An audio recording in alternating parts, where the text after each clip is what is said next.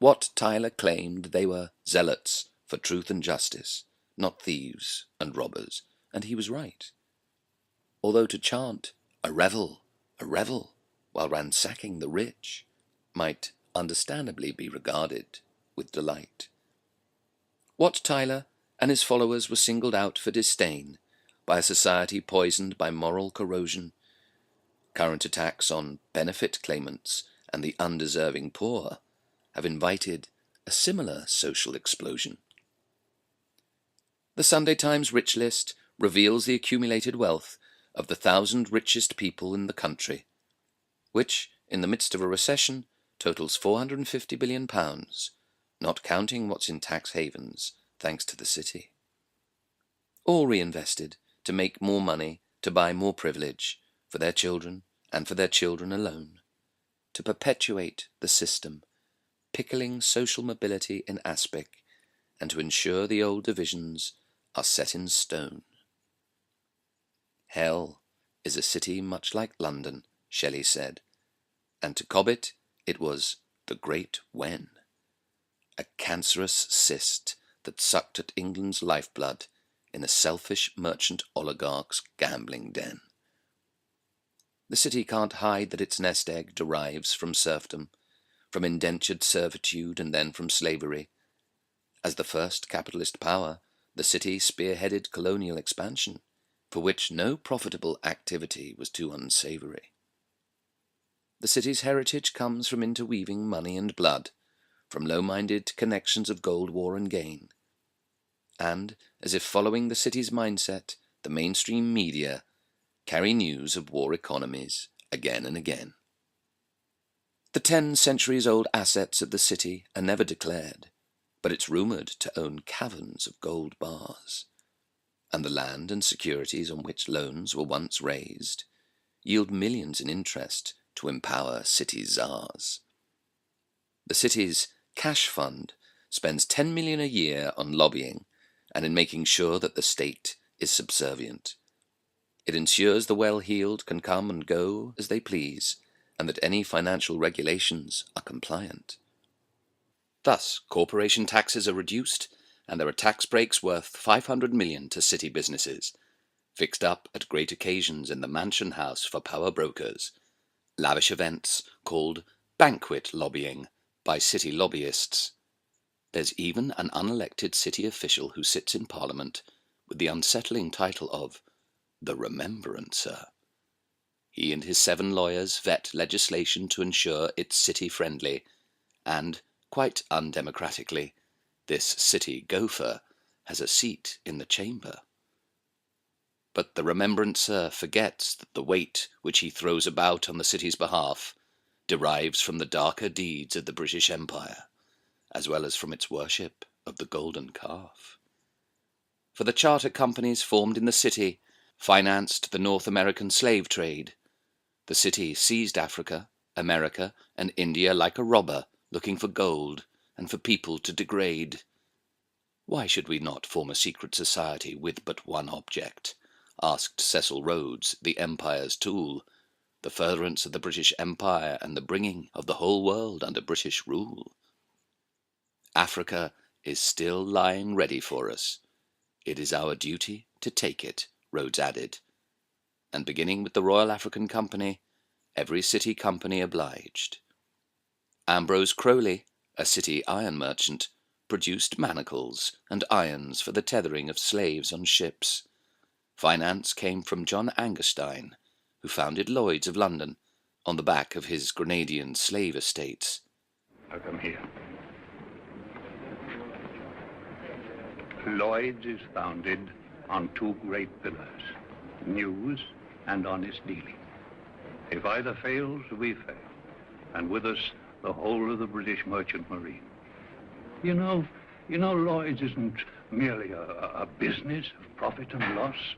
It's the lifeblood of British commerce. Now think of it, Minette. Just think of English ships sailing to the farthest ports of the world. Hong Kong, Cape Town, Bombay. Ships and cargo protected by our honesty. A mighty commerce built on faith. Ever sensitive about its reputation, the city's corporation takes £10 million a year from taxpayers to mishandle.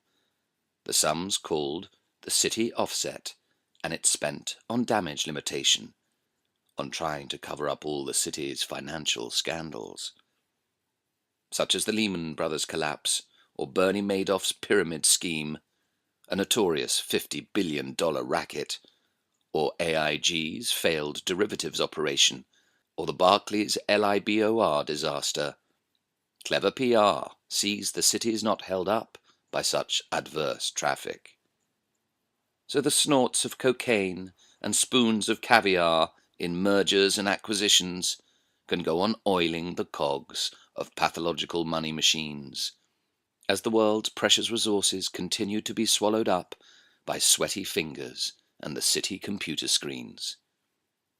In making sure governments only borrow from the city sentences generations to debt slavery, no differently from the Middle Ages, when serfs were cheated of their birthright by baronial knavery. Thanks to speculative house buying, driven by city greed, London becomes affordable only to the mega-rich, with the poor as an invisible service industry, or simply homeless, there to be stepped over, or left to starve in a ditch. The saying that beneath every fortune lies a great crime has to give each millionaire an antisocial stigma. Why is being one any different from being a child molester or drunk driver? They fall into the same class as Gordon Gekko or Goldfinger. And the squeezed majority pay for the super rich, as they watch the criminal wealth gap grow. And when the lion's share goes to those who don't need it, the rest are inclined to shout, "Fuck it, no." For there's now the widest division in human history between the leisurely rich and the troubled poor. But when the city is secretly stashing away trillions, there's a burning temptation to hack down the door. The City of London Corporation invests in arms, in every arms company it can find, from Lockheed Martin to Boeing to Northrop Grumman to Halliburton. Their investments increase as they decimate mankind. From BAE Systems to Raytheon to General Dynamics, the city makes a speciality of this sickly field. It cares nothing about bloodletting or body counts. The city's only concern is financial yield. And to protest it, a UK Prime Minister, Tony Blair, urged the Serious Fraud Office not to reveal £1 billion worth of kickbacks paid by BAE Systems to Saudi royals in the £48 billion Al Yamamah arms deal. While the rest of the world was uplifted by the Arab Spring, another Prime Minister and some city arms traders left for an opportunistic junket to a Middle East in turmoil, their aim being to sell killing machines to oil-rich dictators. To the arms industry, mass murder is its unspoken ingredient. It's that business's high-end profit stream. What a contrast with William Morris's vision of utopia in his book about John Ball's dream. In it, John Ball returns to address people in the present. He recalls the merry days on earth, where John Ball says, "Fellowship is heaven, and hell is where every man is for himself." In the uprising, Middlesex was aflame as well as Essex and Kent. Chiswick and Hendon, Croydon, Clapham and Mitcham, Kingston and Harrow all sent their contingents to swell the rebel army and cause England's rulers alarm.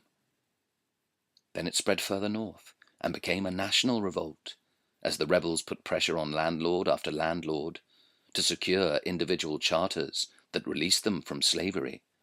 If they refused, landlords knew they'd be put to the sword.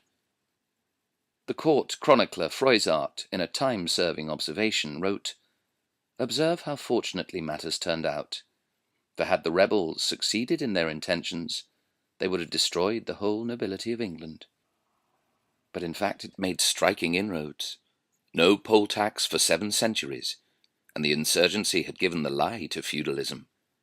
Likewise, the present city's exposure as a terrorist bankster state highlights the need to skewer its consumer capitalism.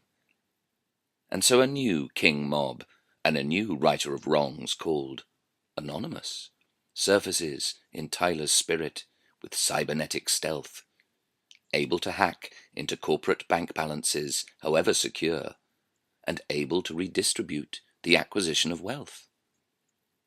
During the Peasants' Revolt, Wat Tyler's crowd chanted, "Sceptre and crown, they shall tumble down," and as each action has an equal and opposite reaction, Karma sees that heartless greed isn't set in stone.